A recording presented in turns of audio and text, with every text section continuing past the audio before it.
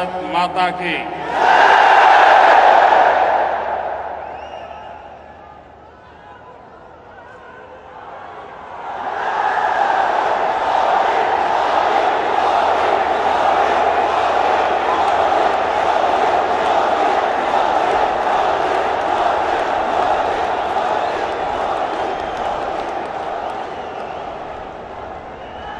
Dubai की धरती पर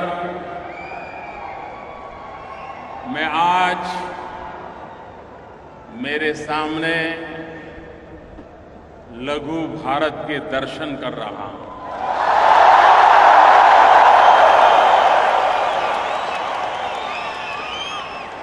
हिंदुस्तान के कोने कोने से आए हुए मेरे प्यारे देशवासियों को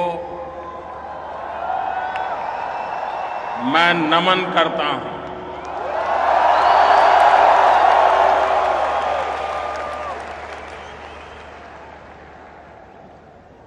आप वे लोग हैं जिन्होंने परिश्रम की पराकाष्ठा करके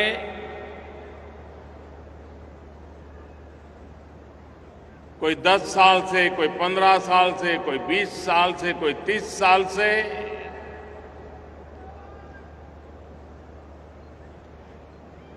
रोजी रोटी कमा रहे हैं, लेकिन साथ साथ भारत के गौरव को भी बढ़ाने में कभी पीछे नहीं रहे।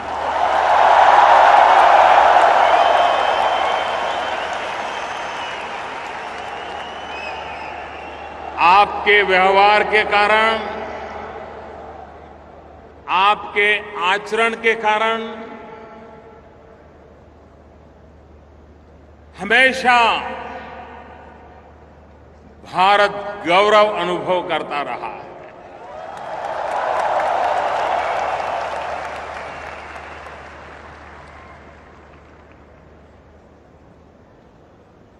भारत में अगर अधिक बारिश भी हो जाए तो दुबई में बैठा हुआ मेरा हिंदुस्तानी छाता खोल देता है।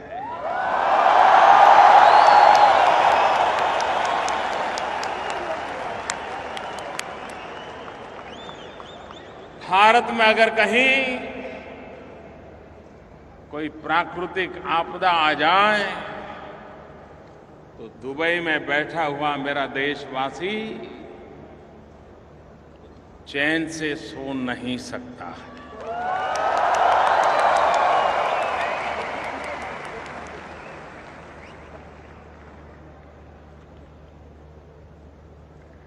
जब अटल बिहारी वाजपेयी देश के प्रधानमंत्री थे, भारत ने न्यूक्लियर टेस्ट किया था।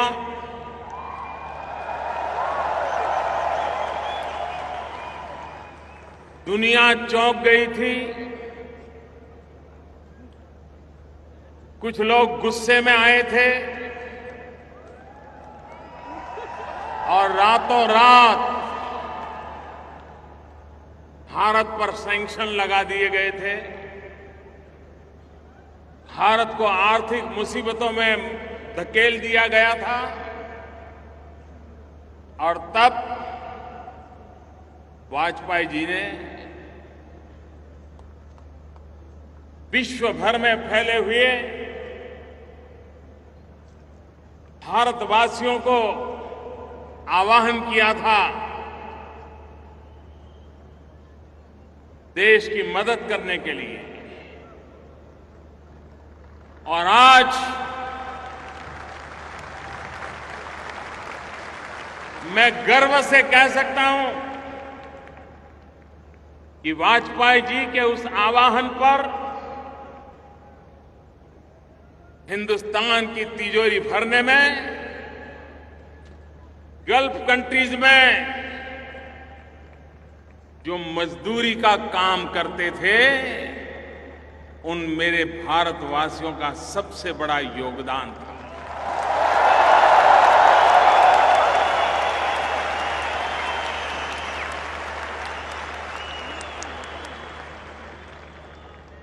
और इस अर्थ में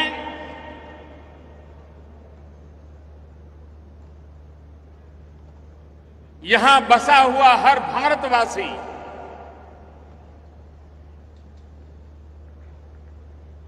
एक प्रकार से हिंदुस्तान के हर कोने से जुड़ा हुआ है। पिछली बार जब देश लोकसभा के चुनाव के लिए व्यस्त था, चुनाव नतीजे आ रहे थे, हिंदुस्तान ही नहीं पूरा दुबई नाच रहा था।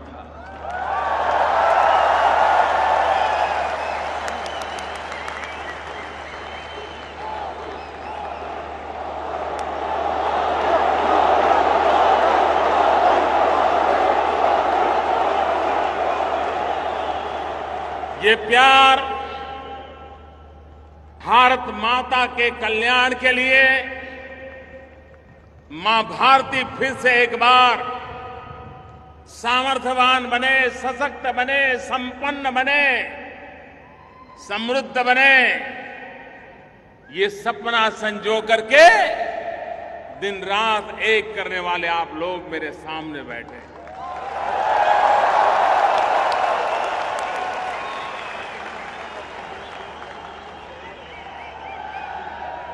भाइयों बहनों, आज यहां तो हिंदुस्तान के हर कोने से आए हुए मेरे भाई बहन मेरे सामने हैं, और दुबई वो सिर्फ लघु भारत ही रहा ऐसा नहीं है। अब तो दुबई एक लघु विश्व भी बन गया है।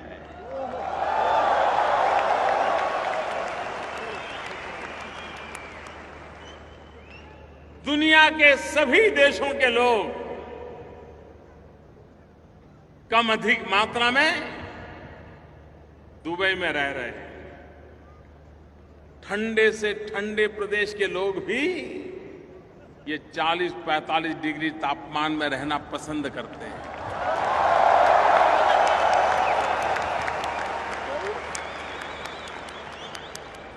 क्या ताकत दिखाई होगी इस देश ने,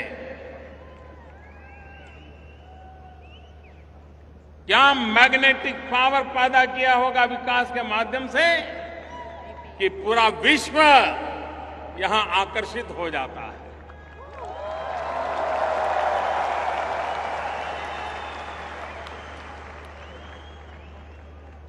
हिंदुस्तान के हर कोने से आए हुए सभी देशवासियों ने अभी 2 दिन पूर्व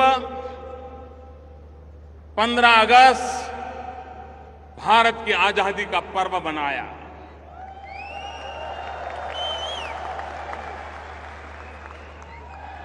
मैं भी आप सबको आजादी के पावन पर्व की अनेक अनेक शुभकामनाएं देता हूं।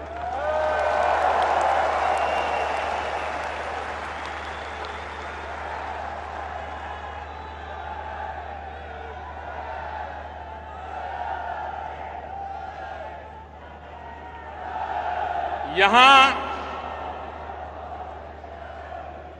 केरल से आया हुआ भी समुदाय बहुत बड़ी मात्रा में है।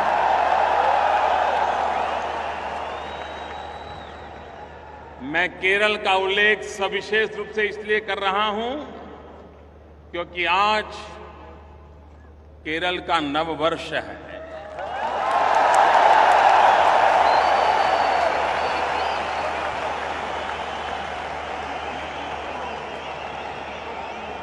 मलयाली,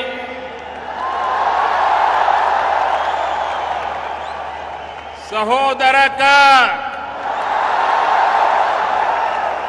एंटे हृदयम, निरन्या, नव वलसरा, आशम सफल। नमस्कारम।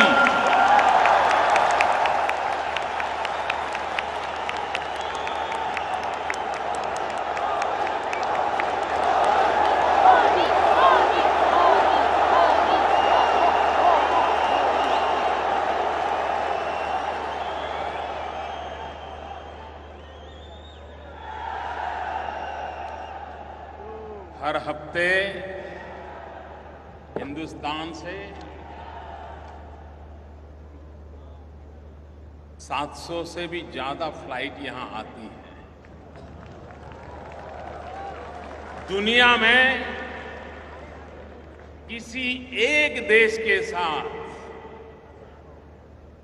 इतनी बड़ी मात्रा में हवाई आवागमन अगर कहीं है तो इस इलाके से है।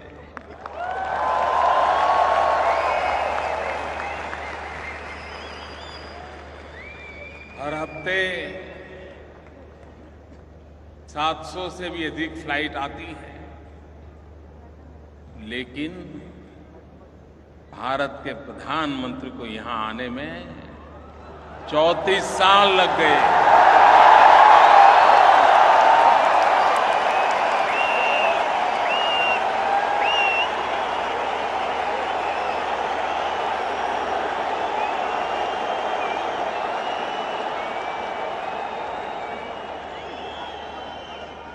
कभी कभी मुझे लगता है कि बहुत सारे ऐसे अच्छे अच्छे काम हैं जो पूर्व के लोग मेरे लिए बाकी छोड़ करके चले गए।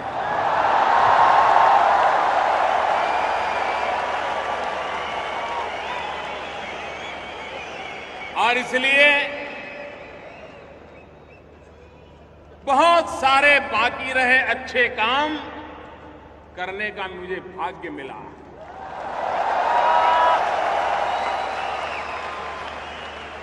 और उस अच्छे कामों में से एक महत्वपूर्ण अच्छा काम मेरा अबू धाबी आना, मेरा दुबई आना।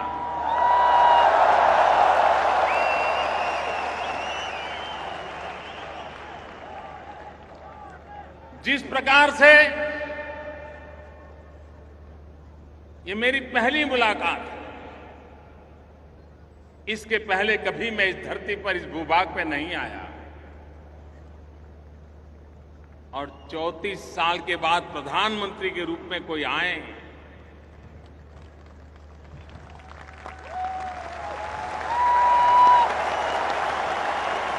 तो किसी को भी नाराजगी व्यक्त करने का हक बनता है। हक बनता है कि नहीं बनता है? बनता है कि नहीं बनता है? लेकिन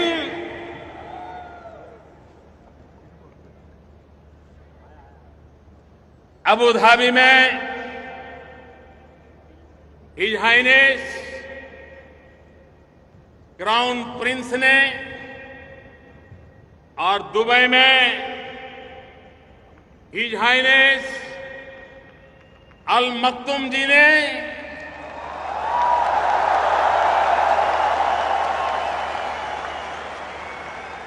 नाराजगी नहीं दिखाई। इतने प्यार की वर्षा की, इतने प्यार की वर्षा की,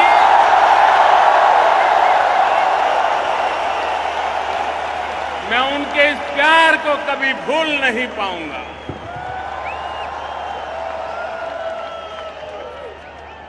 जो स्वागत किया, जो सम्मान किया, हिज हाइनेस क्राउन प्रिंस अपने सभी 5 भाइयों के साथ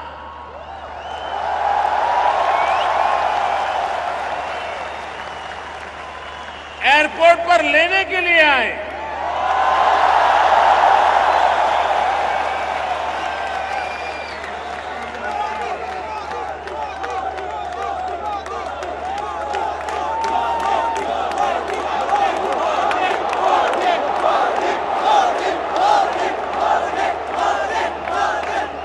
मेरे प्यारे देशवासियों, ये प्यार, ये सम्मान किसी व्यक्ति को नहीं है।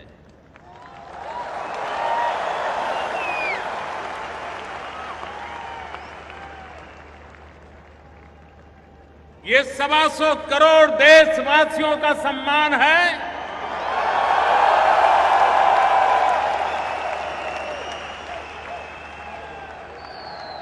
ये भारत की बदली हुई तस्वीर का सम्मान है।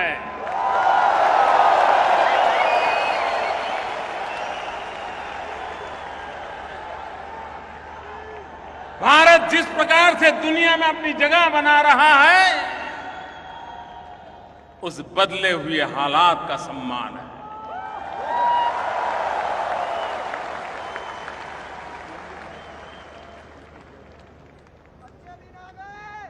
मैं हिज हाइनेस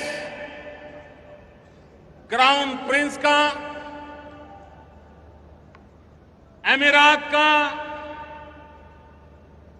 दुबई के रूलर्स का हृदयपूर्वक बहुत बहुत आभार व्यक्त करता हूं।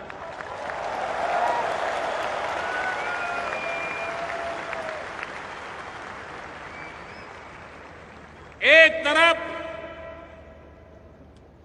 संप्रदाय के नाम पर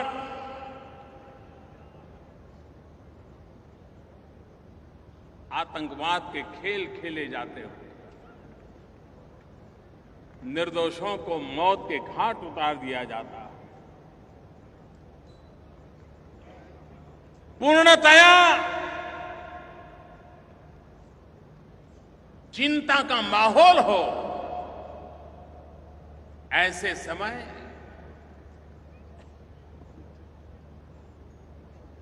अबू धाबी के हिज हाइनेस क्राउन प्रिंस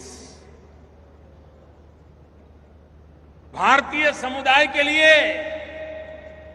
मंदिर बनाने के लिए जगह देने का निर्णय करें।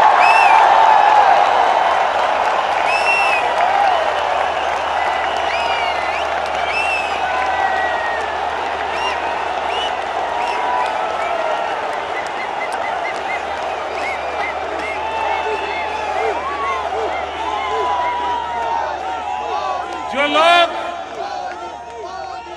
अबू धाबी से परिचित हैं, उन्हें पता है ये निर्णय कितना बड़ा है। ये सौगात कितनी बड़ी है। आप मुझे बताइए, सभी देशवासियों ने उनका विशेष रूप से अभिनंदन करना चाहिए कि नहीं करना चाहिए?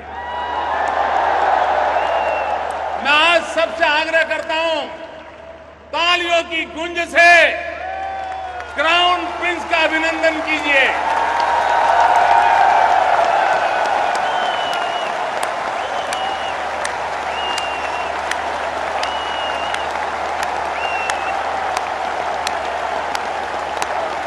क्राउन प्रिंस को स्टैंडिंग ओवेशन दीजिए।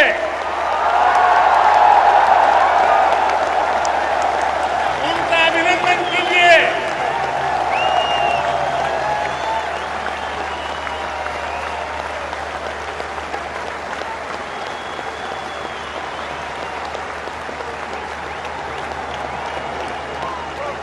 मैं हृदय से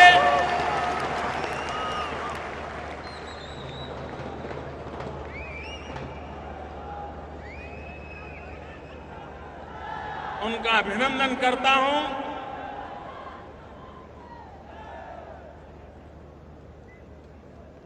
भाइयों बहनों,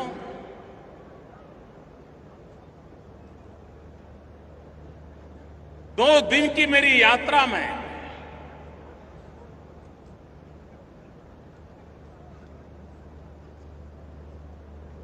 जिस प्रकार का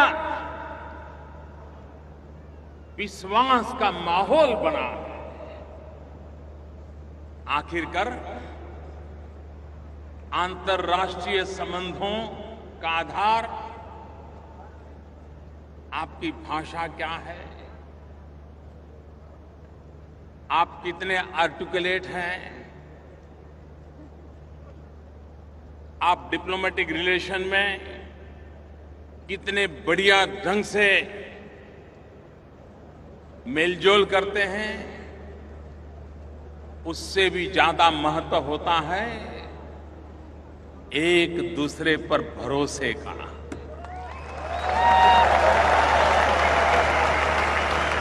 अंतर्राष्ट्रीय संबंधों में ये भरोसा, ये विश्वास एक बहुत बड़ी पूंजी होता है। और आज मैं चंद घंटों की मेरी यहां की मुलाकात के बाद कह सकता हूं कि भारत, अबू धाबी, दुबई, अमीरात जो विश्वास का सेतु बना है वो अभूतपूर्व है और आने वाली पीढ़ियों तक काम आए ऐसा फाउंडेशन तैयार हुआ है।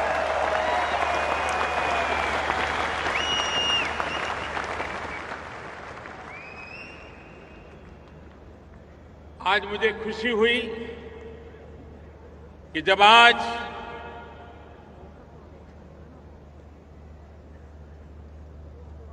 भारत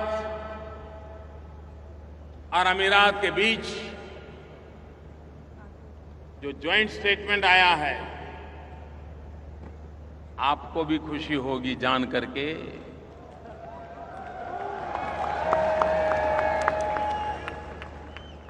क्राउन प्रिंस ने हिंदुस्तान में 4.5 लाख करोड़ रुपया का निवेश करने का संकल्प लिया।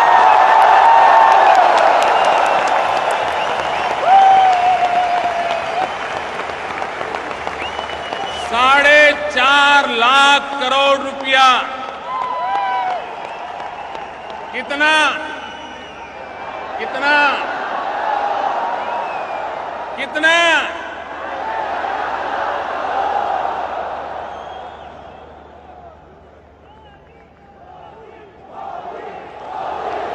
भाइयों बहनों,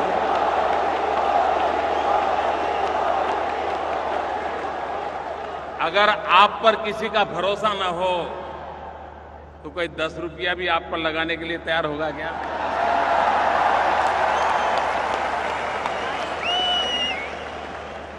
ये भारत की शाख बनी है। आज भारत का बदला हुआ रूप विश्व के सामने अपनी स्वीकृति बनाता आगे चल रहा है।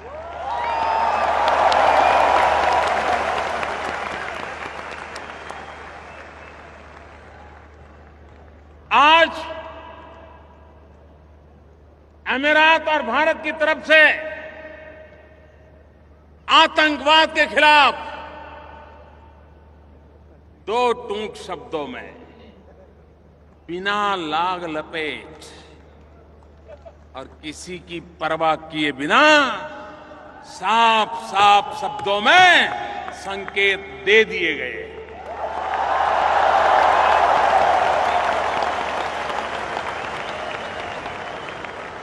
आतंकवाद के खिलाफ एकता का स्वर आज इस धरती से उठा है। मैं इसे बहुत अहम मानता हूं। और इतना ही नहीं, समझने वाले समझ जाएंगे।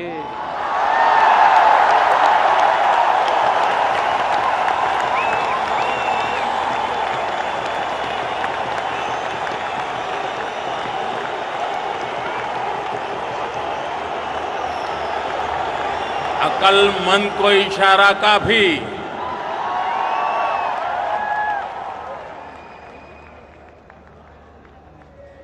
आतंकवाद में लिप्त लोगों को सजा होनी चाहिए, ये स्पष्ट शब्दों में संकेत यहां से निकला है।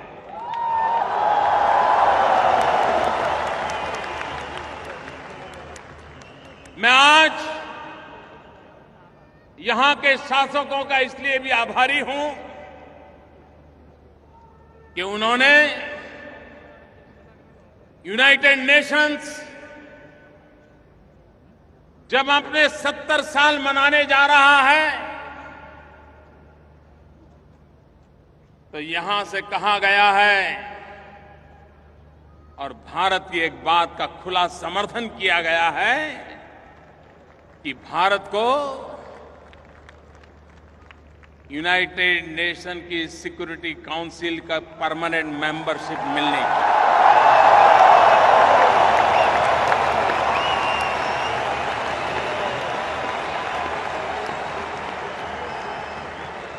मैं आभारी हूं उनका। इससे भी आगे एक बहुत बड़ी महत्वपूर्ण बात पर आज भारत की लंबे अरसे से एक पोजीशन है, उसका आज हिज हाइनेस क्राउन प्रिंस ने खुले आम समर्थन घोषित किया है। भाइयों बहनों, कई वर्षों से यूनाइटेड नेशंस में एक रिजोल्यूशन लटका पड़ा है। आपको भी बड़ी हैरानी होगी, और 2-5 साल से नहीं, कई वर्षों से लटका पड़ा है। क्या यूनाइटेड नेशन, जो कि प्रथम और द्वितीय विश्व युद्ध से पीड़ित मानव समुदाय को मरहम लगाने के लिए, आगे मानव जात को ऐसे संकट झेलने की नौबत न आए, इसके लिए प्रिकॉशन लेने के लिए, व्यवस्थाएं विकसित करने के लिए 70 साल पहले यूनाइटेड नेशंस का जन्म हुआ। लेकिन वह यूनाइटेड नेशंस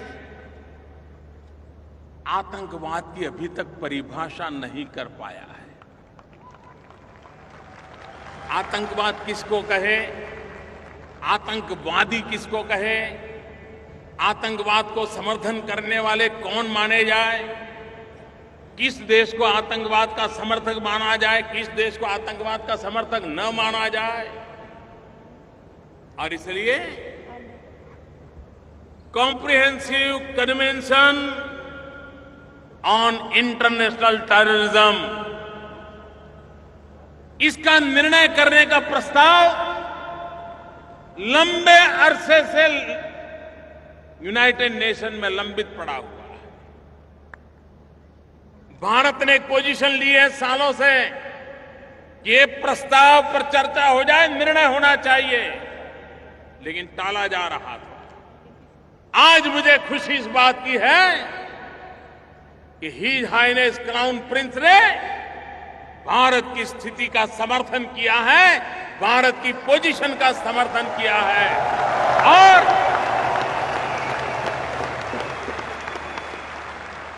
आतंकवाद के खिलाफ लड़ने के संबंध में आपने स्पष्ट संकेत दे दिए। न सिर्फ 4.5 लाख करोड़ रुपए का पूंजी निवेश की बात नहीं है, ये एक निश्चित दिशा में कंधे से कंधा मिलाकर के चलने का एक प्रकार का संकेत इस जॉइंट स्टेटमेंट में।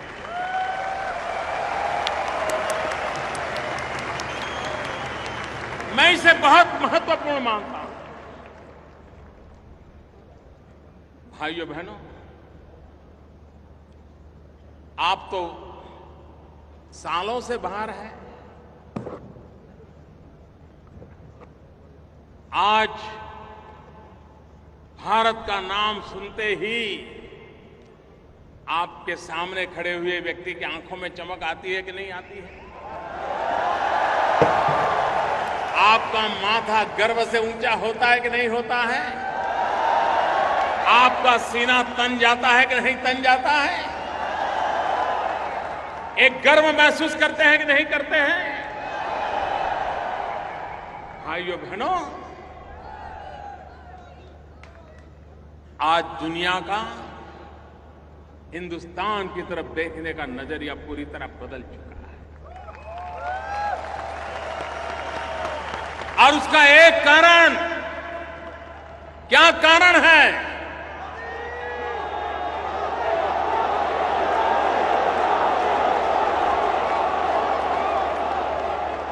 क्या कारण है ये बदलाव आया है?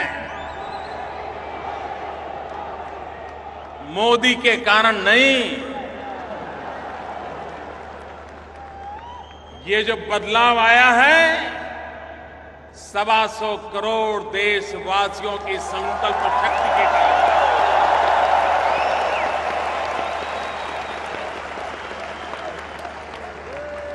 125 करोड़ देशवासियों ने 2014 मई महीने में 30 साल के बाद पूर्ण बहुमत वाली सरकार चुनी।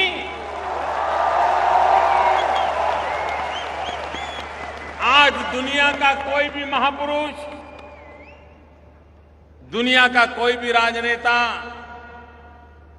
मोदी से जब हाथ मिलाता है ना, तब उसे मोदी नहीं दिखता है, उसे 125 करोड़ हिंदुस्तानी दिखाई देते हैं।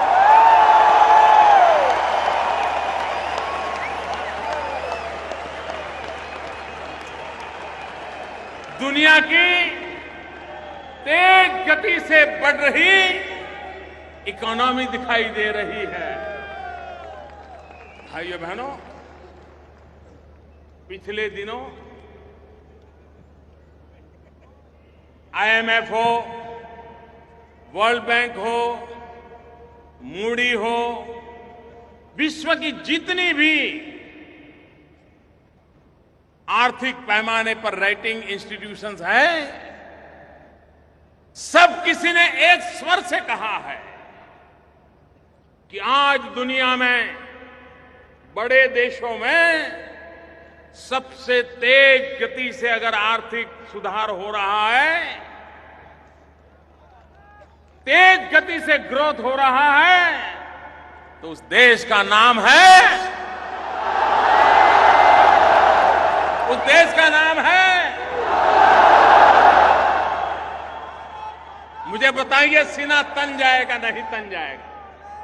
माथा ऊंचा होगा कि नहीं होगा? एक साल के भीतर भीतर ये बदलाव आया है। भाइयों बहनों, हमने मेक इन इंडिया कुछ महीने पहले इस अभियान का प्रारंभ किया। दुनिया को मैं कह रहा हूं, मेक इन इंडिया। आइए, हिंदुस्तान एक ऐसा देश है जो संभावनाओं से भरा हुआ है। अपॉर्चुनिटीज ही अपॉर्चुनिटीज हैं।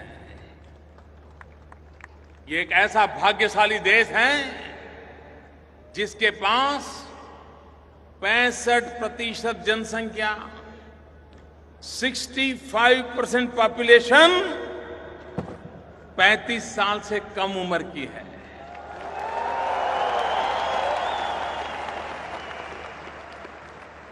भारत एक नौजवान देश है। आज जहां जवानी लबालब भरी पड़ी है,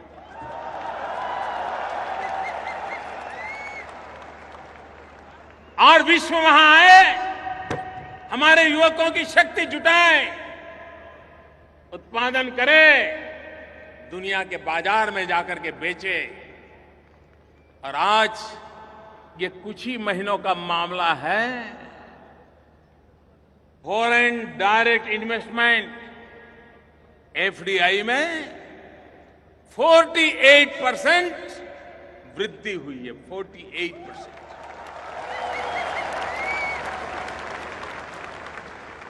भाइयों बहनों, विकास को नई ऊंचाइयों पर ले जाने के लिए ईज ऑफ डूइंग बिजनेस का माध्यम हो, देश की युवा शक्ति में स्किल डेवलपमेंट का अभियान हो,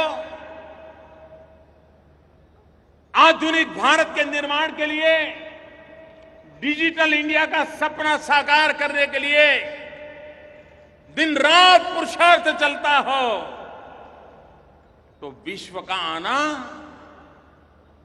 बहुत स्वाभाविक है मेरे भाइयों बहनों, बहुत स्वाभाविक है।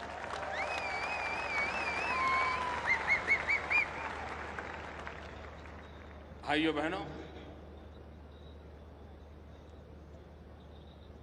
आज दुनिया जिस आतंकवाद के नाम सुनते ही कांप उठती है, एक नफरत पैदा होती है।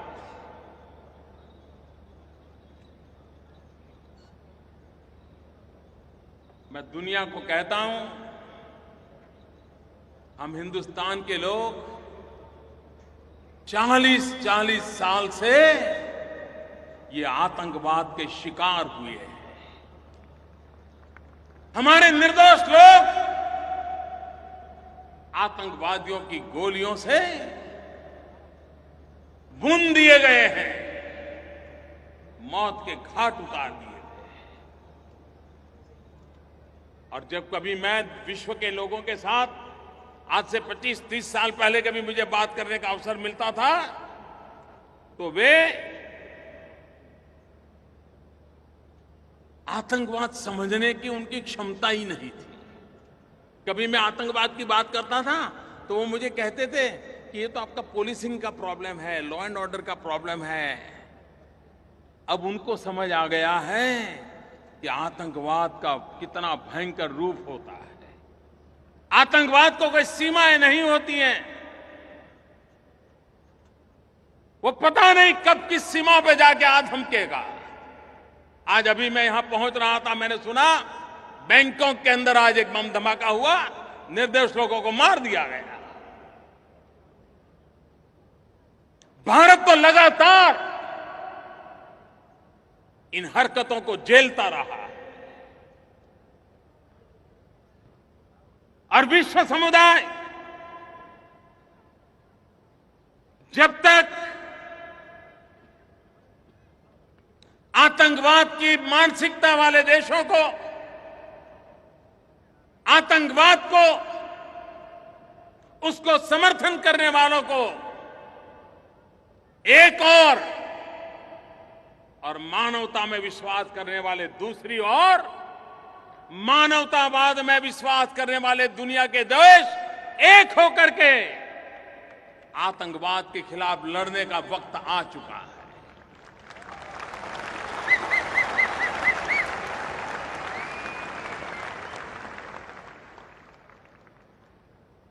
Good Taliban, bad Taliban, good terrorism, bad terrorism, ये अब चलने वाला नहीं है। हर किसी को तय करना पड़ेगा कि फैसला करो कि आप आतंकवाद के साथ हो कि आप मानवता के साथ हो। निर्णय करो।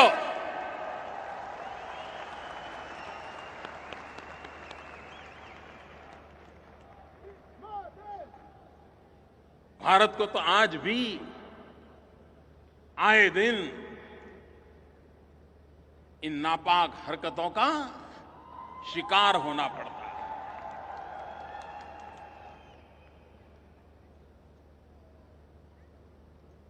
हम समस्याओं का समाधान खोजने की दिशा में लगातार कोशिश कर रहे हैं। यहां बहुत कम लोगों को पता होगा कि भारत की आजादी के पहले से नागालैंड में अतिवाद, इंसर्जेंसी, इस समस्या से नागालैंड जूझता रहा। और उसके कारण भारत का पूरा ये पूर्वी हिस्सा, नॉर्थ ईस्ट, आए दिन हिंसा का शिकार होता था और धीरे धीरे वो बीमारी इतनी फैलती गई कि अन्य राज्यों में भी अलग अलग नाम से अलग अलग अतिवादी, आतंकवादी गुट बनते चले गए।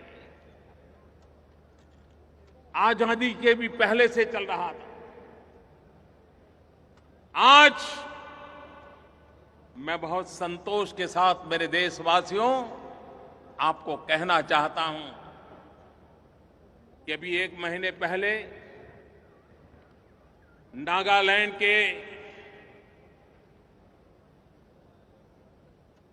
इन गुटों के साथ जो कभी हिंसा में विश्वास करते थे, जो शस्त्रों को लेकर के गतिविधि चलाते थे, उनसे जो बातचीत चल रही थी वो सफलतापूर्वक आगे बढ़ी। निर्णय हुआ, मुख्य धारा में आने का निर्णय हुआ। 60-70 साल के बाद ये संभव हुआ है। मैं नागालैंड की ये घटना का जिक्र इसलिए करना चाहता हूं कि हिंसा के राह पर चले हुए भारत के नौजवानों को और विश्व के नौजवानों को मैं एक उदाहरण के रूप में कहना चाहता हूं, समस्या कितनी ही गंभीर क्यों न हो, आखिर तो बातचीत से ही रास्ता निकलता है। कोई 10 साल लड़ाई लड़ने के बाद बात करे, कोई 20 साल लड़ाई लड़ने के बाद करे, कोई 40 साल लड़ाई लड़ने के बाद बात करे, लेकिन आखिर में तो बात ही होती है और टेबल पर ही फैसले होते हैं। और इसलिए विश्व भर से इस गलत रास्ते पर चल पड़े लोग, बम बंदूक के भरोसे अपने सपनों को साकार करने का रास्ते पर चले हुए लोग, ये रास्ता कभी आपका भला नहीं करेगा, ये रास्ता कभी किसी और का भला नहीं करेगा, ये रास्ता कभी मानवता का भला नहीं करेगा, ये रास्ता इतिहास को बेदाग नहीं रहने देगा, ये पूरे इतिहास को कलंकित कर देगा, ये पूरे इतिहास को दागदार बना देगा।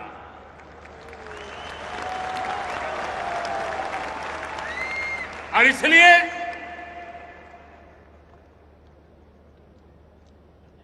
हिंसा का मार्ग छोड़ करके मुख्य धारा में जाना, ये आज समय की मांग है।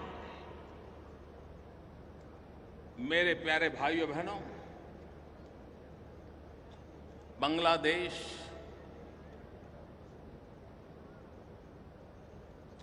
उन्नीस 1947 में भारत का विभाजन हुआ, 1947। तब से पूर्व पाकिस्तान, पश्चिम पाकिस्तान थे उस समय। पूर्वी पाकिस्तान जो आज बांग्लादेश बना, भारत और उनके बीच सीमा का विवाद चल रहा था, तनाव का कारण बना हुआ था, आशंकाओं का कारण बना हुआ था। घुसपैठ के लिए एक सुविधाजनक स्थिति बनी हुई थी। आप सबके आशीर्वाद से हिंदुस्तान ने बीड़ा उठाया, सबने मिलकर के बीड़ा उठाया। इस समस्या का समाधान करना है, बातचीत से करना है। मैं पिछले सितंबर में बांग्लादेश के राष्ट्रपति शेख हसीना जी से मिला था और मैंने उनको वादा किया था कि मुझ पे भरोसा कीजिए, और मुझे थोड़ा समय दीजिए। उन्होंने कहा कि मेरे पास भरोसा रखने के सिवाय है भी क्या।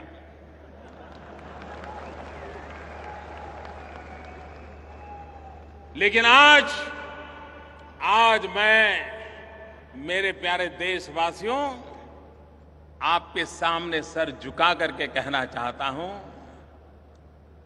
कि आजादी से लटका हुआ ये सवाल 1 अगस्त को समाप्त कर दिया गया।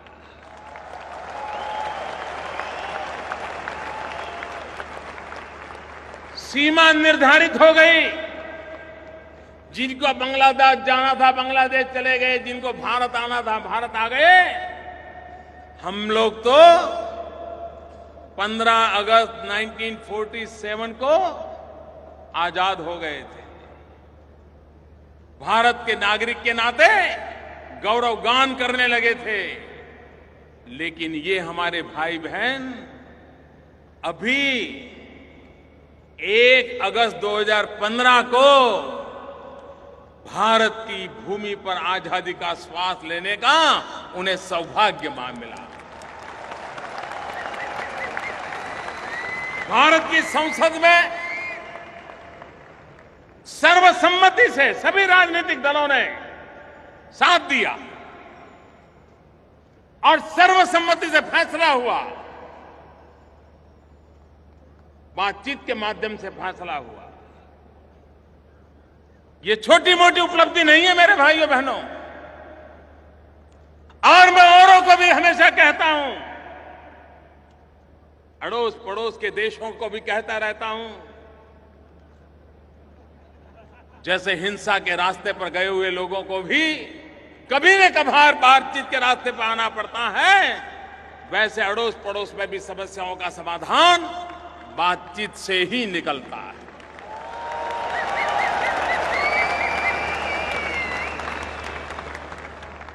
अंतर्राष्ट्रीय संबंधों में आज भारत एक महत्वपूर्ण भूमिका अदा कर रहा है। मानवता के अधिष्ठान पर कर रहा है। जब नेपाल में भूकंप आया,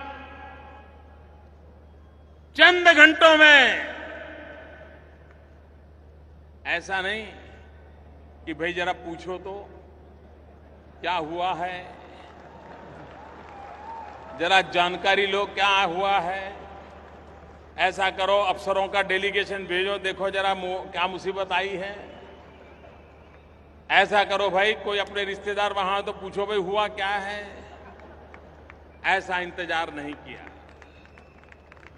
आज दिल्ली में ऐसी सरकार है जो हर पल नजर आती है, हर जगह पे नजर आती है।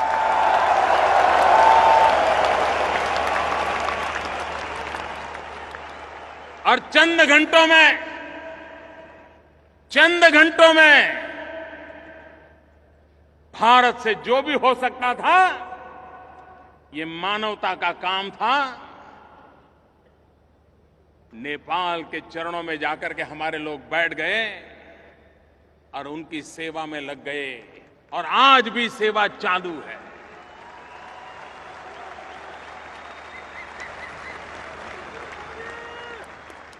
नेपाल हमारा पड़ोसी है। वो दुखी हो और हम सुखी हो, ये कभी संभव नहीं होता। उसके सुख में भी हमारा सुख समा हुआ है। श्रीलंका, आपको हैरानी होगी, जब मैं नेपाल गया प्रधानमंत्री बनने के बाद, नेपाल जाना है तो 70 मिनट नहीं लगती है। दिल्ली से नेपाल जाना हो 70 मिनट नहीं लगती है। लेकिन भारत के प्रधानमंत्री को नेपाल पहुंचने में 17 साल लग गए।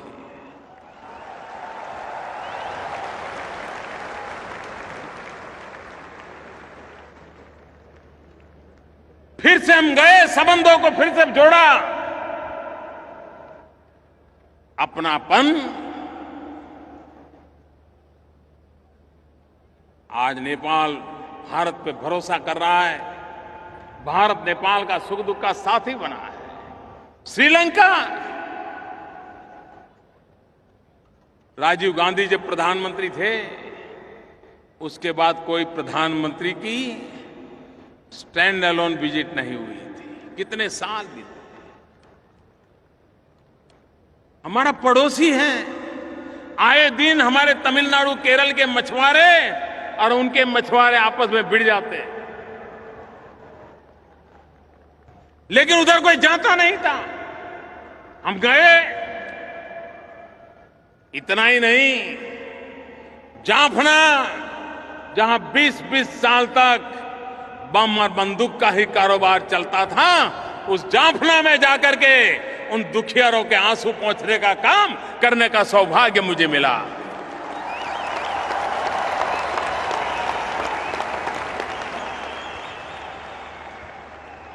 एक प्रधानमंत्री के रूप में जाफना जाने का सौभाग्य मुझे मिला। हमारे पड़ोस में मालदीव, आइलैंड पर बसा हुआ देश, टूरिज्म की दृष्टि से काफी आगे बढ़ा है। अचानक एक दिन उनके यहां पानी के सारे संयंत्र खराब हो गए। पूरे देश के पास पीने का पानी नहीं था। आप कल्पना कर सकते हो, कोई देश के पास पीने का पानी न हो, कितना बड़ा गहरा संकट आया। मालदीव से हमें मैसेज आया कि ऐसी मुसीबत आई है। एक पल का इंतजार नहीं किया भाइयों बहनों, हवाई जहाज से पीने का पानी पहुंचाया मालदीव में। दूसरे दिन स्टीमर से पानी पहुंचाना शुरू कर दिया, और जब तक उनके वो मशीन चालू नहीं हुए, पानी की व्यवस्था दोबारा पुनर्जीवित नहीं हुई, हमने मालदीव को प्यासा नहीं रहने दिया।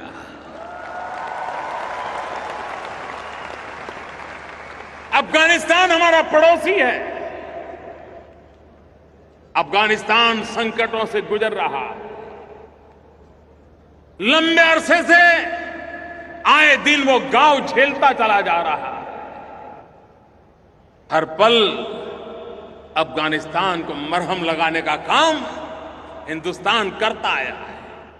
अफगानिस्तान फिर से एक बार खड़ा हो जाए, क्योंकि हम सब बचपन से काबुली वाला से तो बहुत परिचित है। जब काबुली वाले की बात करते हैं तो हमें कितना अपनापन महसूस होता है। भाइयों बहनों, हमारी कोशिश रही है भारत को विकास की नई ऊंचाइयों पर ले जाना, भारत में निरंतर विकास को आगे बढ़ाना, और अपने अड़ोस पड़ोस के देशों से दोस्ती बना करके, साथ और सहयोग लेकर के आगे चल पड़ना। सार्क देशों का समूह, उसमें एक नया प्राण पुरने का प्रयास किया है, सफलतापूर्वक प्रयास किया है। वरना पहले सार्क देशों के मंच का उपयोग तू मैं के लिए होता था, कभी भारत को घेरने के लिए होता था। आज सार्क देशों के लोग जितने साथ चल सकते हैं उनको लेकर के इन सार्क इकाई को विकास की नई ऊंचाइयों पर ले जाने का सपना हमने देखा है। हमने घोषित किया है कि 2016 में हम अवकाश में एक सार्क सैटेलाइट छोड़ेंगे, जिसकी सेवाएं सार्क देशों को मुफ्त में देंगे, जो शिक्षा के काम आए, जो आरोग्य के लिए काम आए, जो किसानों को काम आए, जो मछुआरों को काम आए। सामान्य जन को काम आए। अभी हम बीच में सोच रहे थे कि सार्क देश कनेक्टिविटी के लिए गंभीरता से सोचें, और हम जानते हैं आज विकास में कनेक्टिविटी का महत्व बहुत है।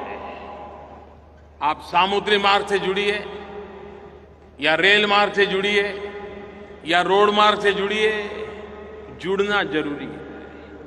यूरोप के देशों को ये लाभ मिला हुआ है। एक देश से दूसरे देश चले जाओ, पता तक नहीं चलता देश कब बदल गया। क्या ये सार्क देशों के बीच नहीं हो सकता है? हमने मिलकर के सामूहिक निर्णय करने का प्रयास किया नेपाल में, लेकिन आप जानते हैं कुछ लोगों को जरा तकलीफ होती है।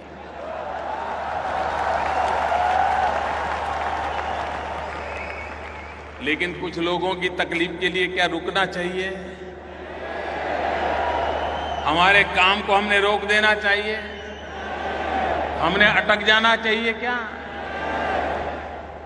ठीक है, आपको मर्जी, आप वहां रह जाइए, हम तो चल पड़े भाई। और हमने क्या किया? एक बहुत बड़ा अहम फैसला लिया है भाइयों बहनों।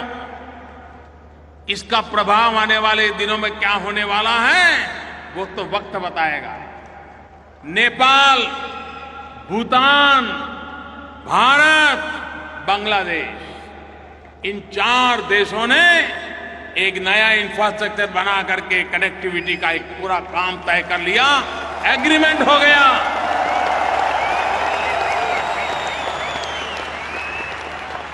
ये आगे चल करके नॉर्थ ईस्ट से जुड़ेगा, वहां से ये म्यांमार से जुड़ेगा, वो इंडोनेशिया, थाईलैंड, पूरब हिंदुस्तान, पूरब के विश्व की तरफ भारत को कनेक्टिविटी की एक ताकत देगा। एक नया भारत का बदला हुआ संबंधों का एक नया विश्व खड़ा हो जाएगा।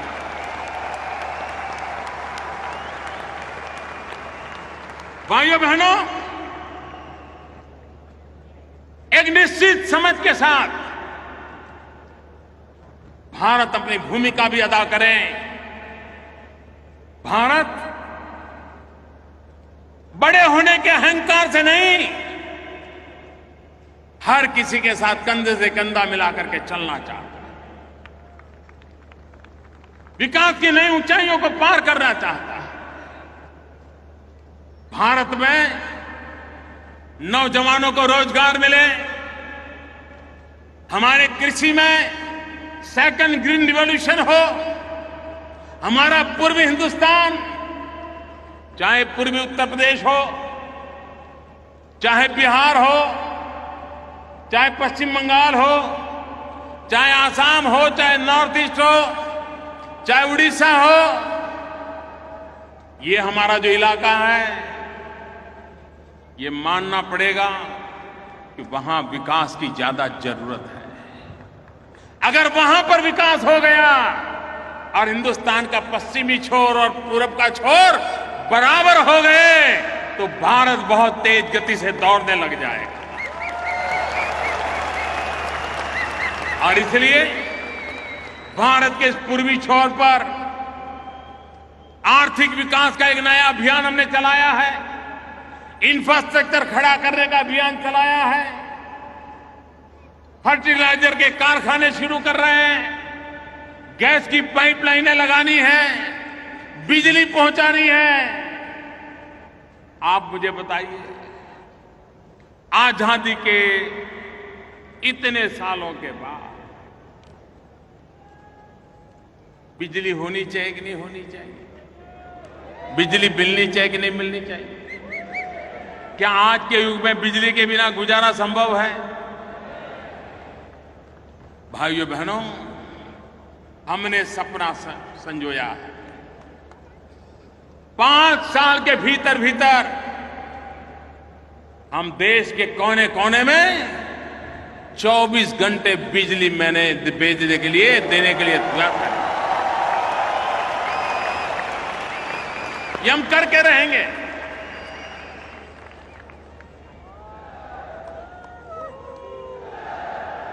दुबई में रहने वाले मेरे प्यारे भाइयों बहनों, हमने एक महत्वपूर्ण योजना घोषित की है।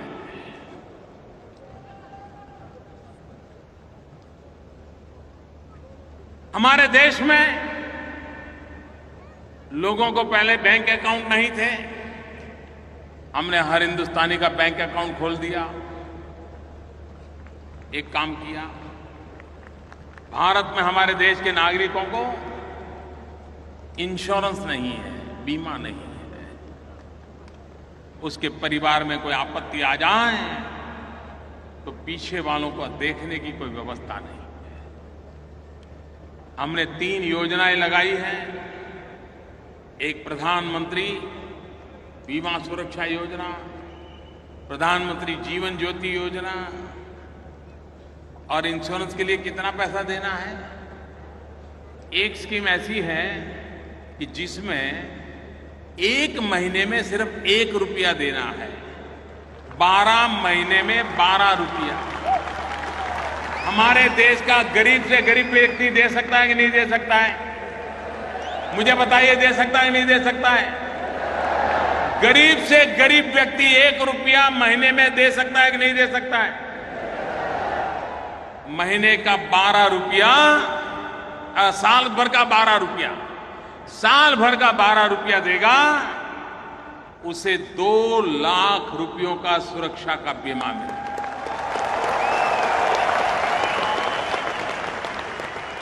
दूसरी योजना है जिसमें उसे और भी मददें मिलेगी। वो है 1 दिन का 90 पैसा, 1 रुपया भी नहीं, 1 दिन का 1 रुपया भी नहीं। आज तो चाय भी 1 रुपये में मिलती नहीं है। मैं जब चाय बेचता था तो 1 रुपया भी नहीं मिलता था।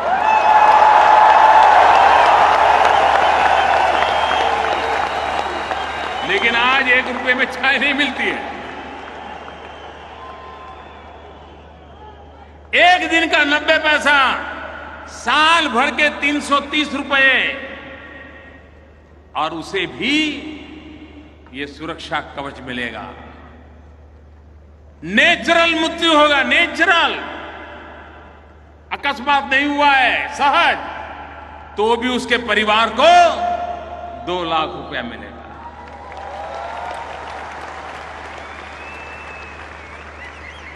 हमने लोगों से आग्रह किया है कि रक्षाबंधन के पर्व पर, हमारे देश की परंपरा है, हम अपनी बहनों को भेंट सौगात देते हैं, कोई न कोई गिफ्ट देते हैं। मैं मेरे गल्फ कंट्रीज में रहने वाले मेरे प्यारे भाइयों बहनों का आग्रह करता हूं, इस बार राखी के त्योहार पर आप अपनी बहन को ये जीवन सुरक्षा योजना दे दीजिए।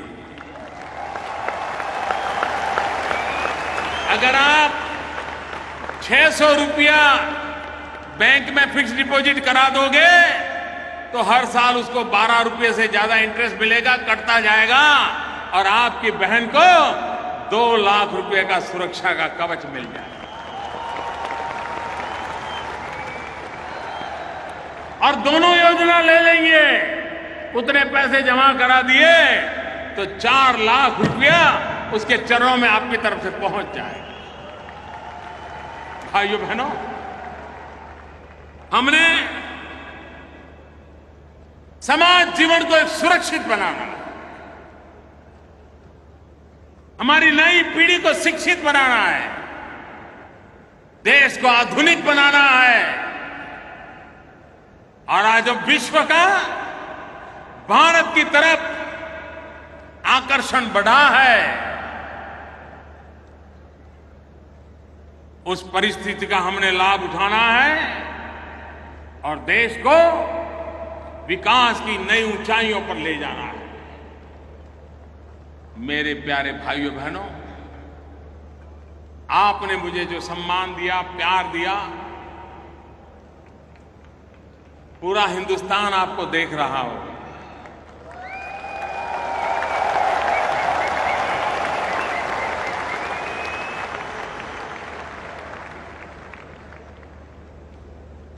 ये बदले हुए माहौल का असर हर भारतवासी के दिल पर भी होता है। और मुझे लगता है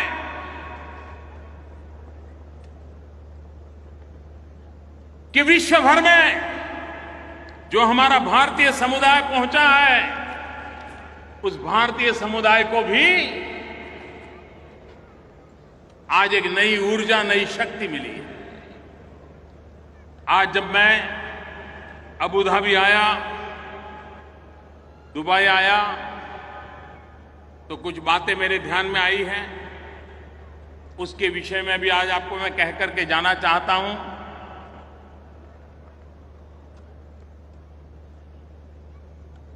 एम्बेसी के संबंध में, काउंसिल के संबंध में आपकी शिकायतें रहती हैं? नहीं रहती है? नहीं रहती है तो अच्छी बात है। लेकिन अगर रहती है तो भारत सरकार ने मदद नाम का एक ऑनलाइन प्लेटफॉर्म बनाया है। इस मदद नाम के ऑनलाइन प्लेटफॉर्म का उपयोग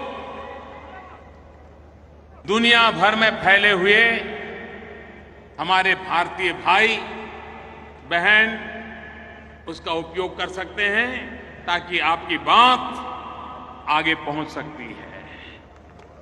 मोबाइल फोन के द्वारा भी आप उनका संपर्क कर सकते हैं। एक दूसरा काम किया है, ई-माइग्रेट पोर्टल शुरू किया गया है, जिसके द्वारा इस प्रकार से हमारे प्रवासी भारतीयों को कोई शिकायत हो, कोई कठिनाई हो, तो उनको इमिग्रेशन ऑफिस के चक्कर काटने नहीं पड़ेंगे। ये ई-माइग्रेट पोर्टल पर अपनी बात रख करके वो मदद ले सकता है। इसकी एक व्यवस्था की गई है, ताकि यहां दूर दूर से आपका वहां जाना बहुत तकलीफ होती है।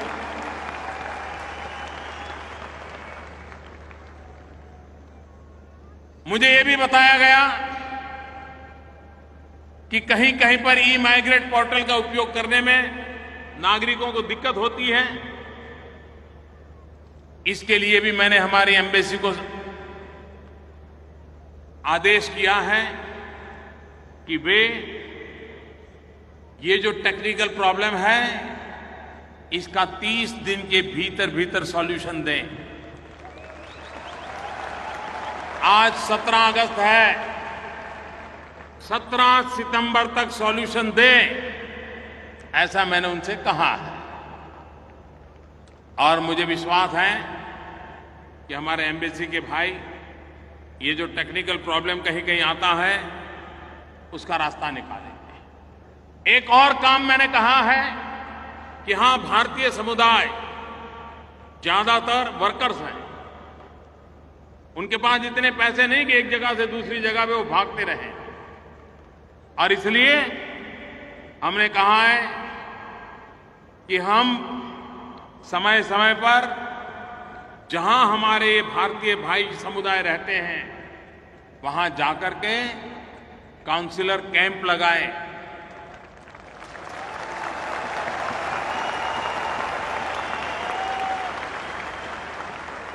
महीने में एक बार, 2 महीने में एक बार, और वहीं जाकर के उनसे बैठे, बातचीत करें और उनकी समस्या के समाधान के लिए योग्य व्यवस्था करें। मैं यहां ये बातें इसलिए कह रहा हूं कि ये भूभाग ऐसा है कि जहां मेरे गरीब तबके के भाई बहन रहते हैं, मजदूरी करने के लिए यहां आए हो। अमेरिका के लिए कुछ कर पाऊं या न कर पाऊं, लेकिन अगर आपके लिए नहीं कुछ करता तो मैं बेचैन हो जाता।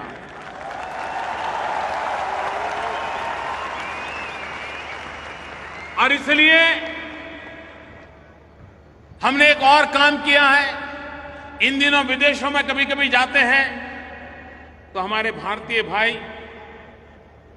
कभी कभी संकट में आ जाते, अचानक बीमारी आ गई कुछ हो गया, कभी कोई कानूनी पचड़े में फंस गए, बेचारे जेल चले गए, तो दुनिया के बाहर कौन उनको देखने वाला? परिवार तो है नहीं। और इन हमारे कभी कभी मुसीबत में कोई परिवार आ जाए तो उनकी मदद करने के लिए Indian community welfare fund ICWF स्थापित किया गया है। सब दूतावासों को ये वेलफेयर फंड दिया गया है और इसलिए ऐसी मुसीबत में कोई फंस गया हो तो उनको कानून की मर्यादा में रह करके जो मदद हो सकती है, कोई अगर जेल में बंद हुआ है तो कम से कम उसको खाना पीना मिल जाए, मानवता की दृष्टि से कोई व्यवस्था हो जाए, इन सारे कामों के लिए एक फंड की हमने व्यवस्था की है। हमने ये भी निर्णय किया है इस फंड के द्वारा दूतावास, काउंसिल में काउंसिलर सुविधाएं और अच्छी कैसे बने, जो नागरिकों की भलाई के लिए हो, उनके लिए भी इसका उपयोग किया जाएगा। जिनको कानूनी सलाह की जरूरत पड़ेगी और अगर वो खुद इसको करने के लिए स्थिति नहीं है, कभी कभार तो 1000-2000 का दंड बेचारा नहीं भर पाता, उसके कारण जेलों में सड़ता रहता है। ऐसे लोगों को मदद करके, भारतीय नागरिक होने के नाते उनको मदद करना, इसके लिए वेलफेयर फंड का उपयोग हो ताकि वो संकटों से बाहर आ सकें। ये भी हमने व्यवस्था करने के लिए कहा है। मैं जानता हूं यहां पर स्कूलों में एडमिशन में कितनी दिक्कत होती है, आपके बच्चों को स्कूलों में पढ़ाई की कितनी दिक्कत होती है। मैंने यहां के संबंधित लोगों से बात कही है और मैंने कहा है कि अधिक स्कूलें कैसे बने, इसकी चिंता मैंने की है। देखते हैं, मुझे विश्वास है कि आगे वाले दिनों में उसका भी लाभ आप लोगों को मिलेगा। मुझे विश्वास है मेरे भाइयों बहनों कि जो आपकी छोटी मोटी बातें मेरे ध्यान में आई थी, इसको पूरा करने का मैंने एक प्रयास किया है। मैं फिर एक बार आप सबको हृदय से बहुत बहुत शुभकामनाएं देता हूं और दुनिया में कहीं पर भी मेरा भारतवासी है तो हम पासपोर्ट का रंग नहीं देखते हैं।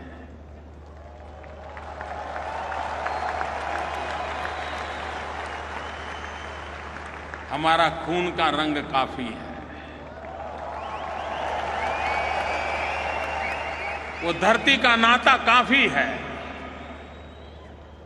और इसलिए आइए मेरे साथियों, हम सब मिलकर के जहां भी हो, मां भारती का माथा ऊंचा करने के लिए, गौरव से जीवन जीने के लिए एक माहौल बनाने में शरीक हो और आपका योगदान, आपकी शक्ति, सामर्थ्यवान आपके परिवार को भी भला करने में काम आए, देश का भी भला करने के लिए काम आए।